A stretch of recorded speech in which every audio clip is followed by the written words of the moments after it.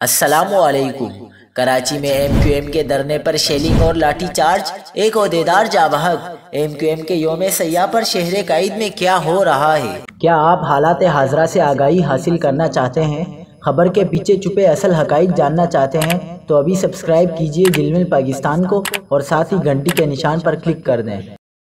آپ کو بتاتے چلیں کہ گزشتہ روز ایم کیو ایم پاکستان کی ریلی پر پولیس کی لاٹھی چارج اور شیلنگ سے زخمی ہونے والے جوائنٹ آرگنائزر اسلم جاں بحق ہو گئے ہیں۔ کراچی میں نامعلوم موٹر سائیکل سوار حرکت میں آ گئے، مختلف علاقوں میں رات کو دکانیں بند کروا دی، جس کے بعد شہر میں رینجرز اور پولیس کی بھاری نفری نے بنس روڈ پر گشت کرتے ہوئے بند کروائی گئی دکانوں کو کھلوا دیا۔ یونیورسٹی روڈ پر بیت المکرم مسجد کے قریب بازار بند کروا دیا گیا، جبکہ جیکب لائن میں بھی دکانیں بند کروا دی گئی۔ لانڈھی اور کورنگی میں ٹائر بھی نظر آتش کیے گئے۔ ایم کیو ایم کے یوم سوگ پر آج شہر قائد میں حالات معمول پر ہیں اور مارکیٹس بازار کھلے ہوئے ہیں۔ شہریوں کو خوفزدہ ہونے کی کوئی ضرورت نہیں ہے۔